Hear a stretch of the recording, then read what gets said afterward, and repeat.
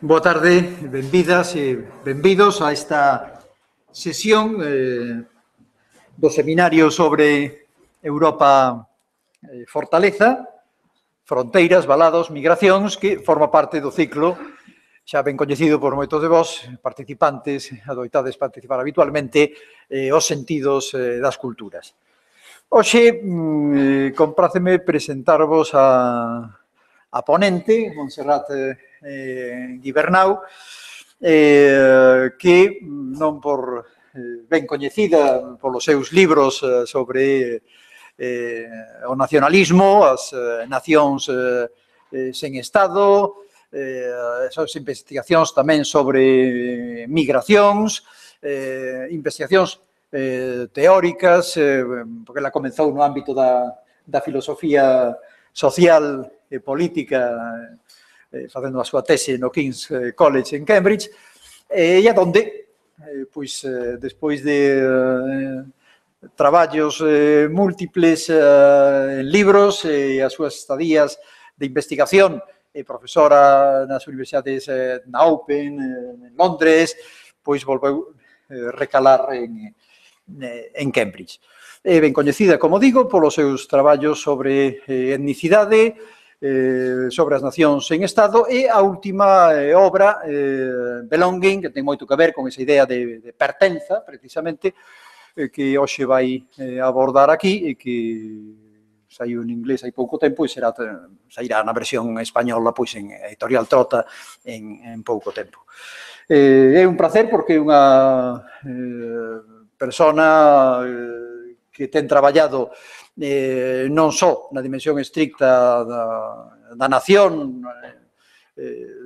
no curso e nas pegadas das investigacións de Anthony Smith da London School of Economics, que tristemente faleceu hai pouco tempo, e en breve celebraremos no 2017 pois un congreso na súa honra, que foi o mestre Smith, damos os dous que estamos nesta mesa, que temos unha débeda intelectual e personal impagable. Como digo, ten profundado nos temas da construción etnosimbólica das nacións, pero tamén aspectos tais como as migracións, a configuración das identidades, os problemas comparativos das nacións sen Estado e as súas demandas. Por lo tanto, encaixa de maravilla pois na reflexión que levamos a cabo neste ciclo sobre ese pechamento de Europa Fortaleza, precisamente ante os desafíos que plantexa non xa tradicionalmente a emigración, senón mesmo a crise ben coñecida irresolta, vergonzantemente irresolta dos refuxiados. Sen máis, deixo-vos con ela, faremos como sempre no esquema habitual, a súa intervención durante 45-50 minutos e xa a continuación teremos o debate, as cuestións que dese plantexar. Moitísimas gracias, Montserrat, cando queras. Buenas tardes. Antes que nada, muchas gracias, Ramón, por la invitación. Es para mí un placer estar con ustedes aquí. Muchas gracias también a la Universidad de Santiago de Compostela, que hace posible pues, mi presencia en estos momentos. Antes que nada, agradecerles que estén aquí. Es realmente un placer ver pues, que existe cierto interés sobre el tema a discutir, sea para criticarlo o sea para loarlo. El hecho de que haya interés pues ya es algo que considero altamente positivo.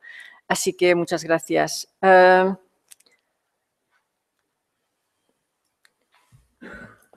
Mi intervención tendrá dos partes y esto va a funcionar de la siguiente forma. En la primera parte yo les voy a hablar de el valor y el contenido y las consecuencias de lo que son las sociedades modernas, pero voy a centrarme específicamente en el tema de hoy, ¿no? Que es analizar el poder de la pertenencia, lo que traducimos en castellano como pertenencia a la nación y cómo esto puede funcionar. Al hacer esto voy a hablar de el impacto de las emociones, los cambios que se han producido acerca de lo que son las emociones y realmente el carácter profundamente ambivalente de las emociones, que no son ni siempre buenas ni siempre malas, si es que se puede hablar de bien y de mal en este caso específico. Esto lo haré en la primera parte, por tanto será un texto que creo que es el que ustedes tienen. Yo leeré este texto y espero contar con sus preguntas y comentarios en la segunda parte. En la segunda parte he pensado que pasar un poco de esta primera parte a la segunda podría complementarse con hacer algún tipo de comentarios o de reflexiones sobre las consecuencias del Brexit. No en vano tengo el placer de estar aquí con ustedes, pues precisamente porque el país en el que habito es el que está en estos momentos dudando y pasándolo, yo diría que muy mal y con grandes incertidumbres, porque el Brexit parece que va a ser un hecho consumado. Entonces, creo que el equilibrio entre las dos partes, la primera quizá seré yo que pues, haré la explicación, pero en la segunda parte cuento con sus preguntas y con que podamos pues, desarrollar este tema. Así que, sin más dilación, les diré que en las sociedades modernas existe evidencia de un choque entre los instrumentos de la racionalidad y los instrumentos del capitalismo de mercado, como uno de los agentes que permiten y que favorecen la movilización política de forma más contundente. El poder de la pertenencia a la nación como comunidad política elegida por el individuo es lo que intento analizar en este caso concreto. Así existe este gran contraste, ¿no? Porque por una parte encontramos los elementos que tienen a ver con la emoción, con los aspectos emocionales y de pertenencia, pero por otra parte nos encontramos en que el mercado lo que pide es unas ideas de calculación y de alguna forma represión de las emociones. Las democracias liberales modernas no pueden sobrevivir sin la legitimidad que emana del consentimiento de la ciudadanía. ¿Esto qué supone? Le supone que las personas comparten un sentimiento de identidad común y de pertenencia a la misma nación.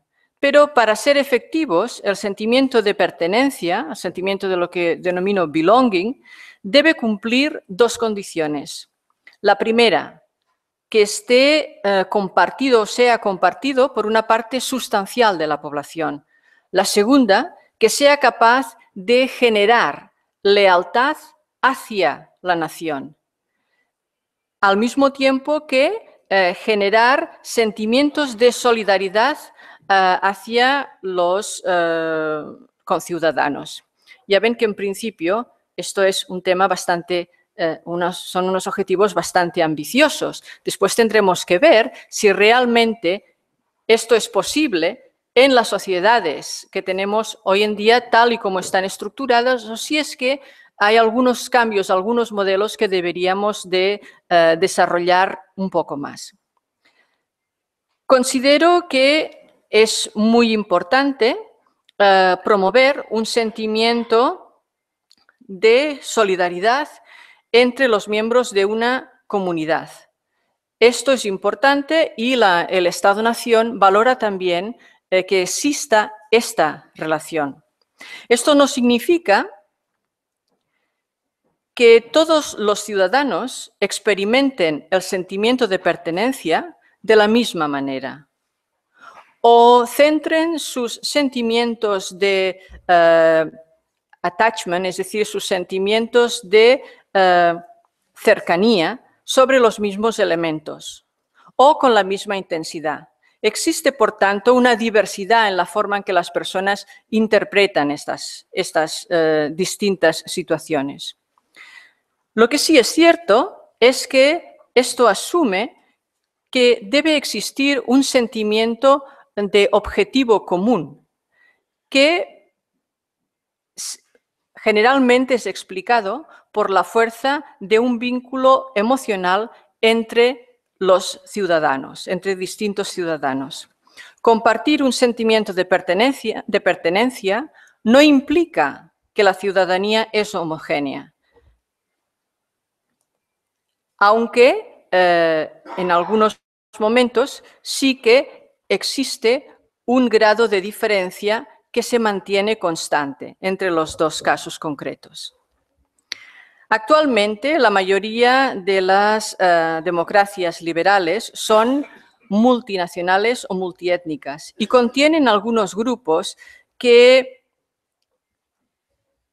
se ven a sí mismos como separados, como distanciados, tanto de la nación como de la situación general del entorno en que viven. Esto sería como resultado de elección o un resultado de exclusión o de marginación, un resultado de marginación que puede ser también económica, social o política. Donde quiera que la proporción de ciudadanos alienados, separados, enfrentados, ¿no?, por decirlo de alguna manera, crecen dentro del Estado-nación, entonces, si existe esta idea de diferencia, entonces surge lo que he denominado un grupo significativo. ¿Qué es un grupo significativo? Un grupo significativo indica que dentro de una sociedad específica hay un sector de ciudadanos que no está de acuerdo con las ideas, la forma de hacer de la mayoría. Este sería en esencia el punto más importante. Y al no estar de acuerdo con estas ideas, de alguna manera intenta retar la homogeneidad que el Estado-nación pretende. En muchas situaciones, el Estado-nación, si es democrático, se espera que intente acomodar las aspiraciones, los sentimientos de sus ciudadanos a través de la creación de una sociedad inclusiva con instituciones políticas y una sociedad en la que el diálogo tenga fuerza y además tenga también una prerrogativa especial como elemento, como instrumento para desarrollar esa misma comunidad de ciudadanos. Pero en algunos casos, el Estado-nación puede decidir no funcionar de esta forma y el Estado-nación puede decidir incluso criminalizar a los movimientos opositores. Este es un tema delicado y un tema al que creo podemos volver, si ustedes tienen interés en ello, cuando comentemos cuáles son los puntos de cuando comentemos un poco más el contenido de estos movimientos de oposición.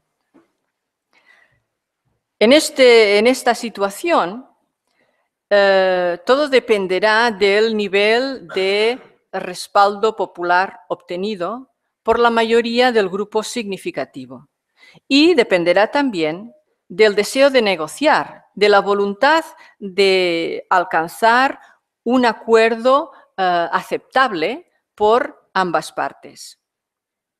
Por supuesto, los aspectos geopolíticos y estratégicos nos darán razones importantes para tener en cuenta la comunidad internacional.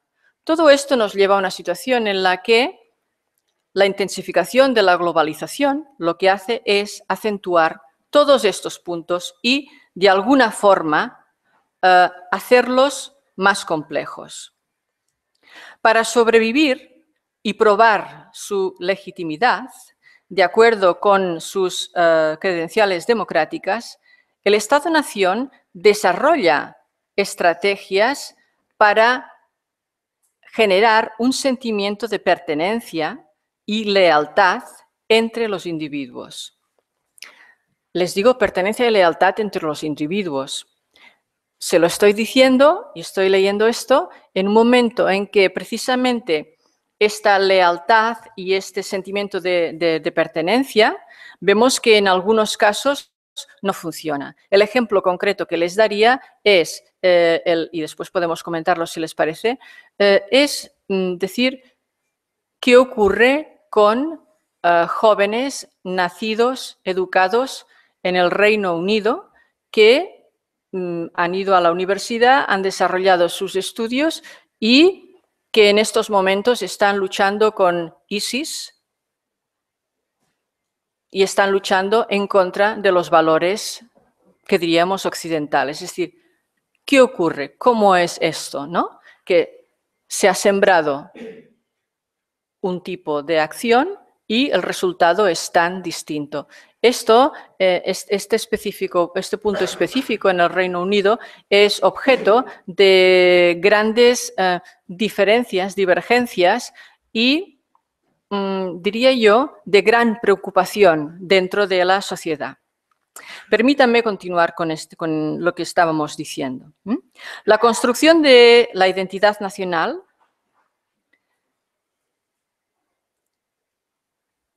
pienso que tiene 5 pilares fundamentales. El primero es la creación y diseminación de una cierta imagen de la nación.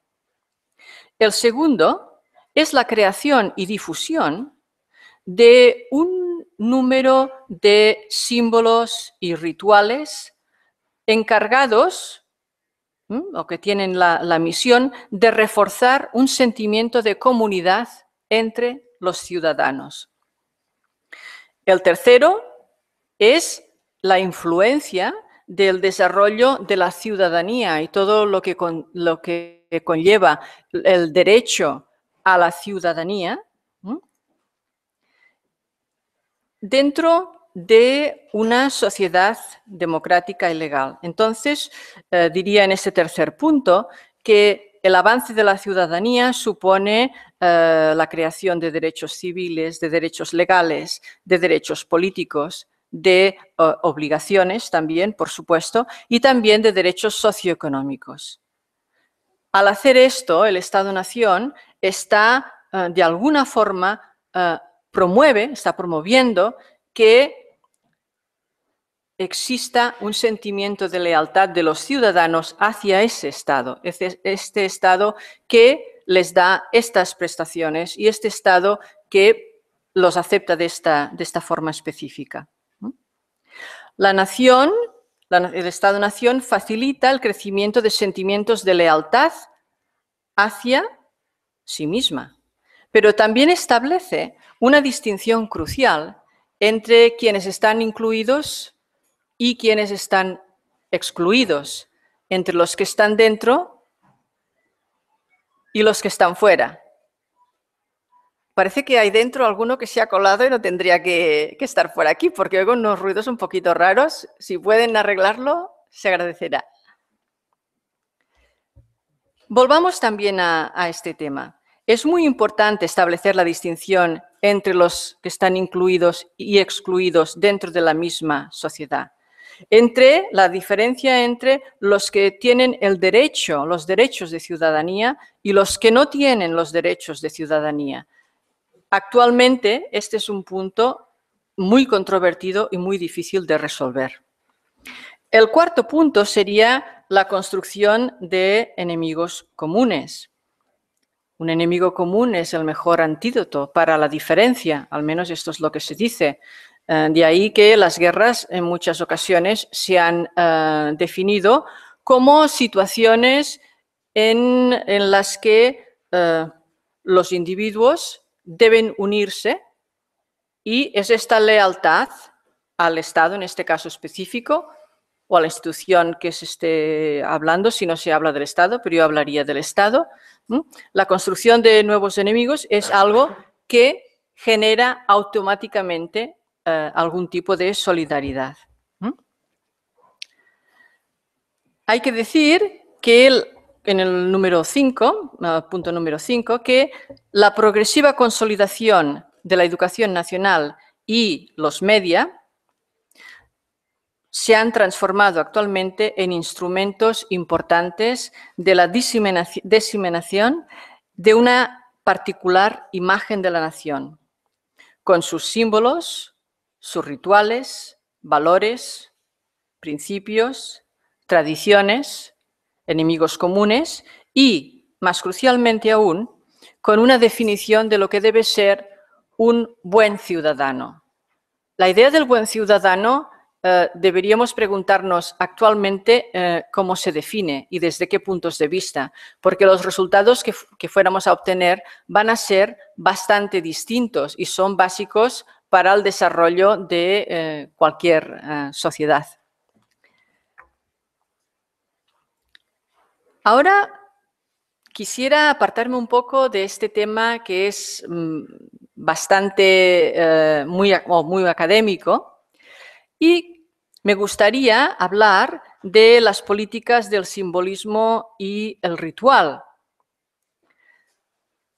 Les invito también a pensar y a analizar mientras comentamos este tema distintos ejemplos que nosotros podemos tener en mente sobre lo que es el concepto de ritual, cuáles son sus usos en las sociedades modernas, cuando a veces ni siquiera nos damos cuenta de que estamos realmente hablando de unos elementos, simbolismo y ritual, que parece que sean totalmente neutros, podrían ser neutros para algunos, pero que conllevan una gran fuerza política en otros aspectos. Y vamos a estudiar este punto o vamos a comentar este punto. Los símbolos definen entidades como la nación, al otorgarles unos atributos que los hacen únicos. De forma similar, la pertenencia a una fe diría pues a una religión, por ejemplo, también se expresa a través del simbolismo y del ritual. Simbolismo y ritual solo son conocidos por quienes saben cuál es el contenido del simbolismo y del ritual. En algunos casos, el simbolismo y el ritual no son abiertos, sino que son cerrados. Y existe siempre esta diferencia. Los símbolos son necesarios para legitimar y reforzar el poder político. Por ejemplo, estamos hablando de símbolos y de reforzar poder político. Bien, pues, ¿qué ocurre con aquellos elementos que o bien están muy a favor o bien están muy en contra de algunas políticas que tienen que ver con el poder? Entonces, los símbolos son indispensables en procesos destinados a retar el status quo. Por tanto, destruir un orden político. Vemos que una de las primeras cosas que hace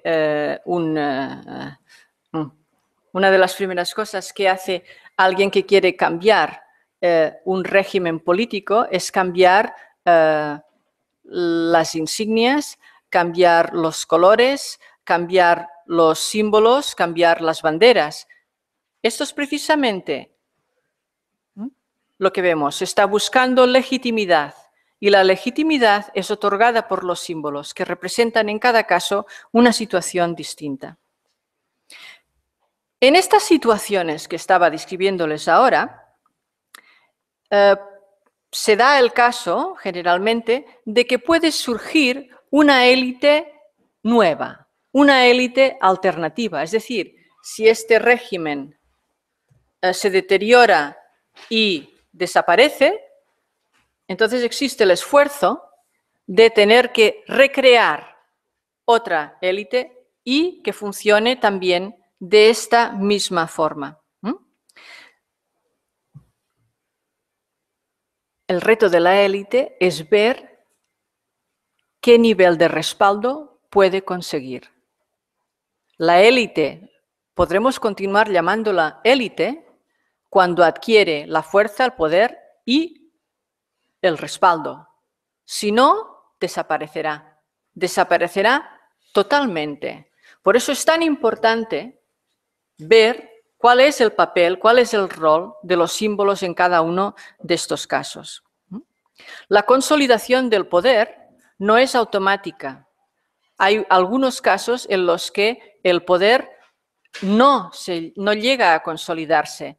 Si no llega a consolidarse, aquellos que habían iniciado una situación importante de dominancia, ven como ellos mismos y lo que ellos pensaban, el tipo de sociedad que ellos pensaban crear, desaparece. Y en muchas ocasiones los individuos que les respaldaban desaparecen con ellos. Por tanto, es importante pensar que es un reto reemplazar los símbolos antiguos por símbolos nuevos. Símbolos nuevos que sean capaces de respaldar al status quo. Los símbolos representan ideas, valores, representan también visiones del mundo, formas de entender el mundo. Todos ellos se definen como cosas que son importantes. Y estas cosas que son importantes dependen en cada época, en cada país, en cada contexto y están sujetas al cambio.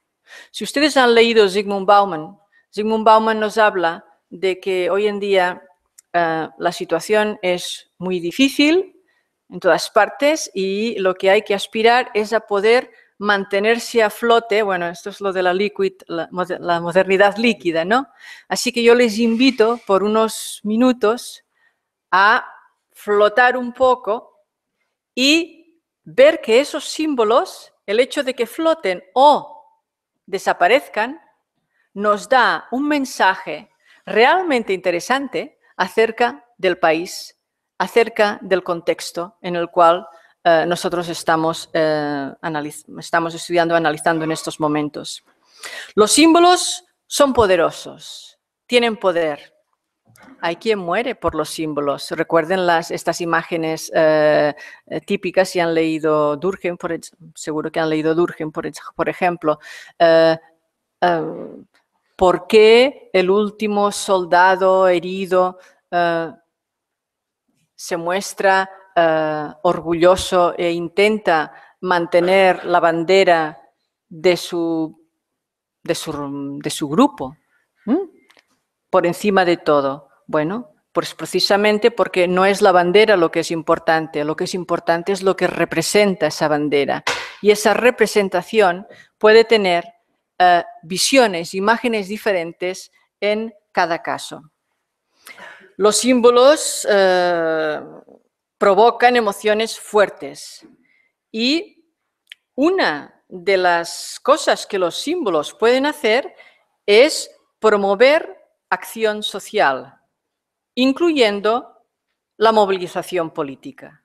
Y aquí sí ya tenemos bastantes temas a tocar, porque claro, yo esto se lo digo en plan teórico, movilización política y no hablamos de nadie.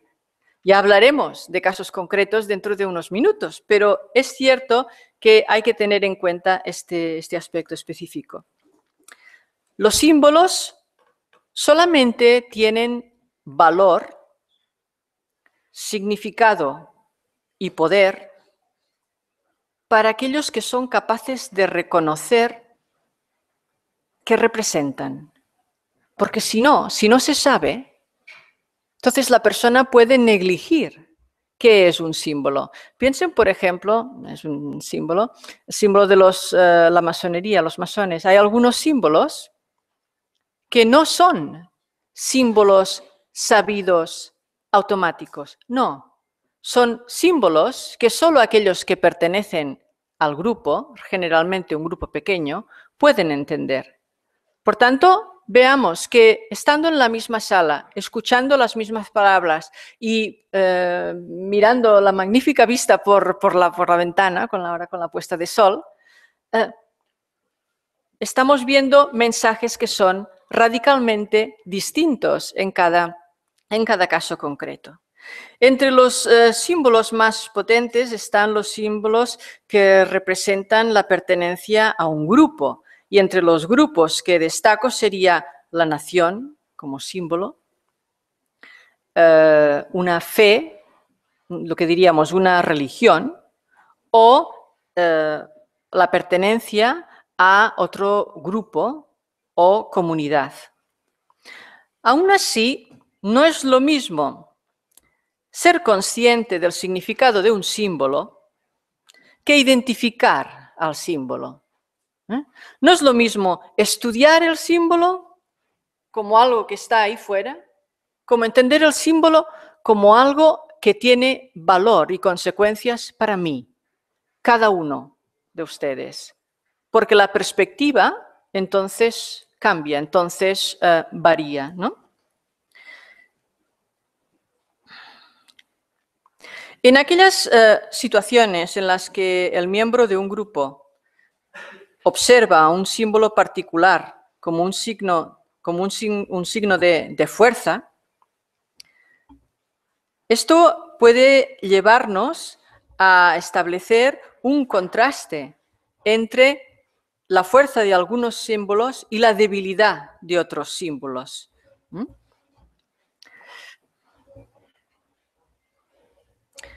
La diferencia está en que el individuo que no pertenece, que no es miembro, ve el símbolo como un objeto sin un carácter distintivo. No ve cuál es el significado o el valor de ese símbolo porque ignora el símbolo en sí mismo. Solamente aquellos que identifican los símbolos, son capaces de identificar los símbolos y son conscientes del significado de lo que puede suponer ofender a alguien, ofender a alguien que intenta defender un símbolo, es una de las situaciones controvertidas en las que nos encontramos. De forma similar, solamente estos símbolos pueden dar la imagen del contenido de la disidencia, de la acción de cuestionar el status quo. En las sociedades multiculturales existe un número importante de personas que identifican a los símbolos, pero estas personas pertenecen a distintas culturas. Sin embargo, estas personas solo se sienten emocionadas y vinculadas a estos símbolos si atribuimos a los símbolos un contenido sentimental. Este contenido sentimental es algo que hasta hace muy poco se había negligido, porque cualquier referencia a las emociones y a la misma palabra sentimental era algo realmente que estaba en los márgenes y que no se tenía en cuenta. Yo les diría que aún hoy hablar de estos temas es controvertido y difícil, pero aún así es importante tenerlos en cuenta. Lo que es importante también es decir que la identificación emocional con un símbolo, más allá de lo que sea un proceso cognitivo, es lo que nos da las pistas para entender a este símbolo. Y hay que decir que alguien que está fuera y que no sabe cuál es el contenido del símbolo, nunca puede comunicarlo ni puede identificarse, porque siempre va a estar considerado como alguien que es un extranjero, un extraño, alguien que viene de fuera. La riqueza y la complejidad de los símbolos tolera un grado de ambigüedad en la definición. Este grado de ambigüedad favorece la creatividad por parte de individuos que construyen su propio sentimiento de pertenencia. El respeto y la reverencia a los símbolos emana del contenido y del significado atribuido a ellos dentro de comunidades y grupos distintos. Compartir ciertos símbolos y emocionarse con ellos une a los individuos que tienen la emoción, la conciencia de que están dentro de un grupo en el cual ellos tienen un valor y además es un grupo que les respalda, un grupo en el que ellos importan, un grupo en el que tienen nombre, un grupo en el que existe un sentimiento de comunidad. Es también en este entorno en el que a menudo se puede decir que surgen sentimientos de solidaridad. El tema de la solidaridad es importante. En Europa tenemos ahora, para señalar solamente un ejemplo, un conflicto importante con la definición de solidaridad. La solidaridad era mucho más fácil cuando aquellos que requerían solidaridad estaban lejos, no les veíamos nunca y nunca podían pedirnos nada de forma directa. Actualmente eso se ha transformado. Por tanto, la idea de solidaridad y la presencia de la noción misma de solidaridad se ha transformado, ha viajado de estar totalmente al margen a estar tan en la palestra, tan en el punto más importante, que parece que la solidaridad, yo les diría, se ha vuelto incómoda. Ahora es un poco incómoda. Y no se lo digo como algo que acuse a nadie de incomodidad, es que sencillamente la situación en la que vivimos es tan difícil que la incomodidad es probablemente lo mínimo que se puede sentir en estos momentos. Mientras los símbolos unen o sirven para unir a los miembros del grupo, los símbolos también tienen la capacidad de alienar a los extranjeros. Tienen la capacidad de alienarles porque son extranjeros, porque son ignorantes, porque son escépticos, porque son curiosos o indiferentes. Existe una larga lista de posibilidades. Pero es cierto que en cada ocasión el significado atribuido a estos símbolos varía. Y esto es un elemento que es importante de destacar. Los símbolos también marcan comunidades utilizando señales específicas. Las señales irían desde, déjenme ver, pues desde esto que llevo aquí, que es recuerdo familiar, a ustedes que puedan tener alguna insignia, como veo algunas desde aquí, o ustedes que puedan tener, pues no sé, algunos signos, quizá alguna cosa, algún emblema, algún elemento de este tipo.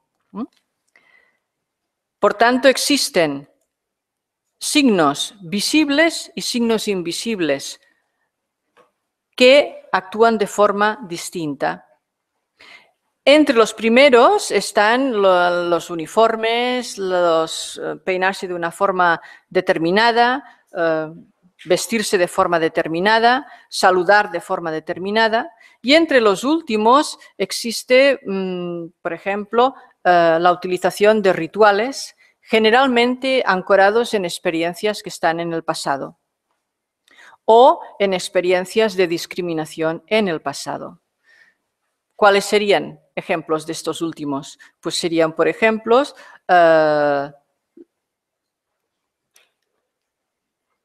los pogroms padecidos por los judíos, sería también el genocidio en Bosnia, la represión de católicos en Irlanda del Norte o de los catalanes en España durante la dictadura franquista.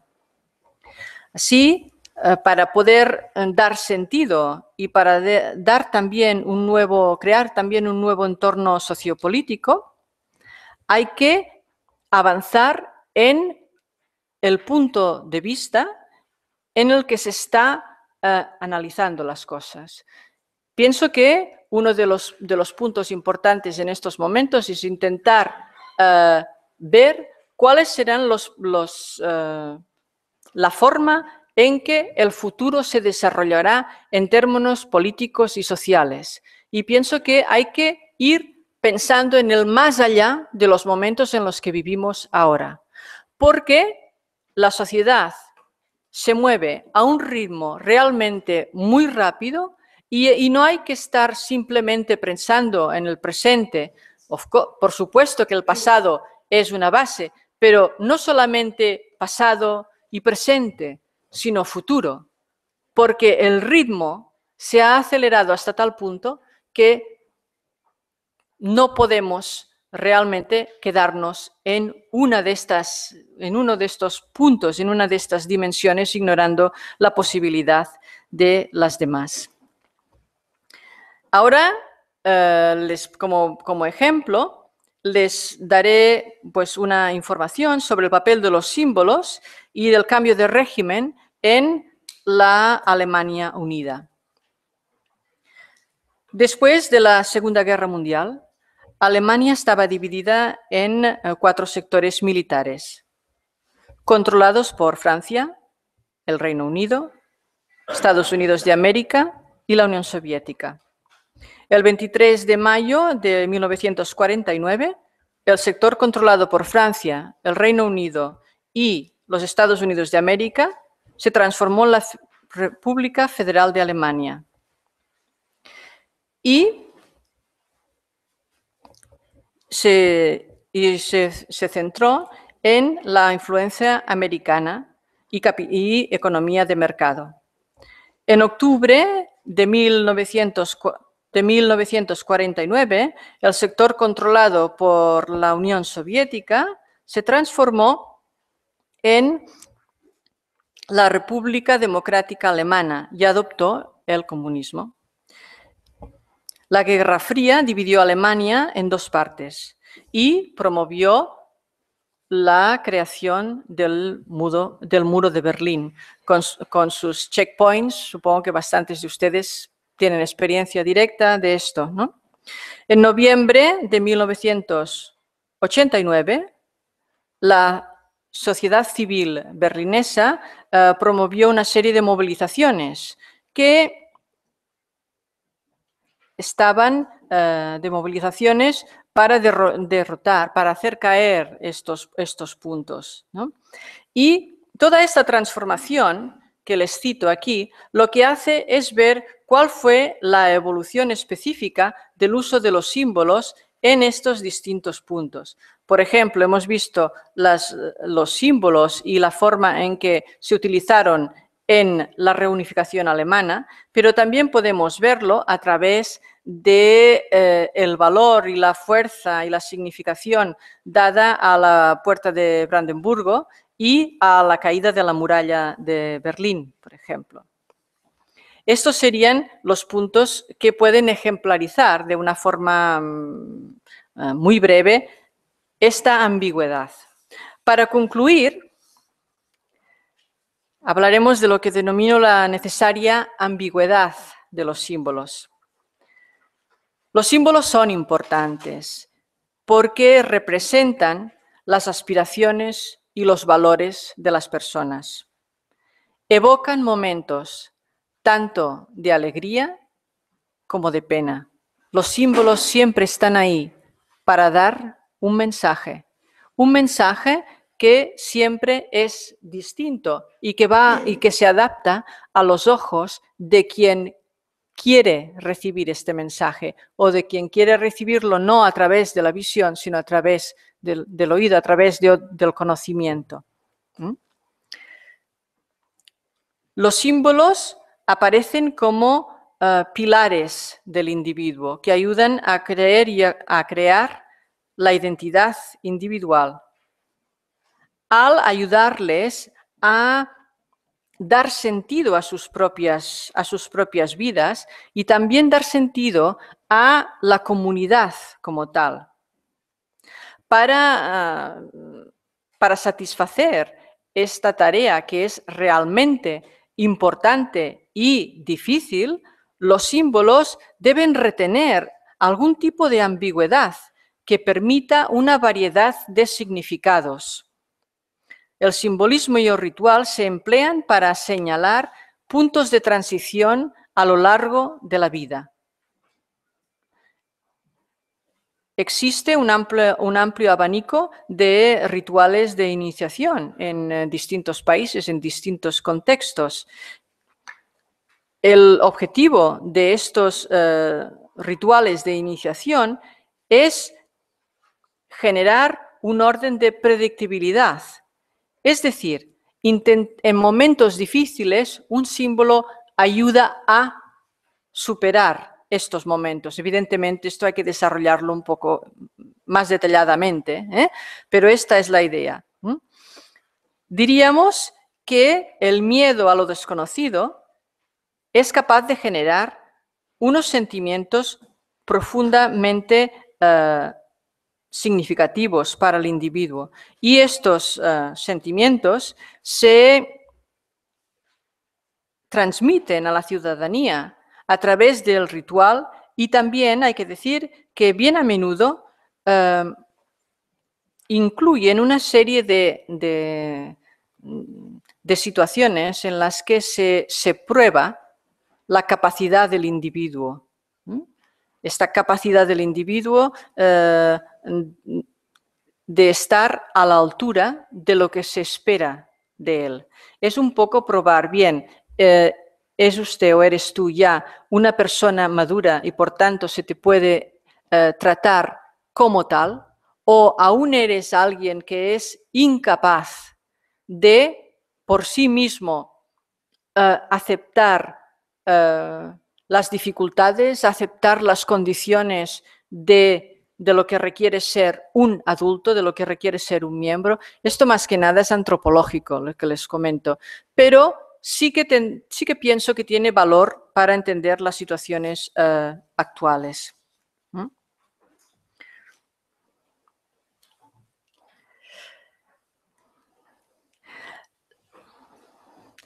Es verdad que la manipulación de los símbolos refuerza su autoridad. Sin embargo, no todos los símbolos hacen mella en la mentalidad de las personas. Y no todos los símbolos, ni muchísimo menos, esperan ser aceptados, esperan transformarse en elementos vivos dentro de la sociedad. Existe hasta un punto la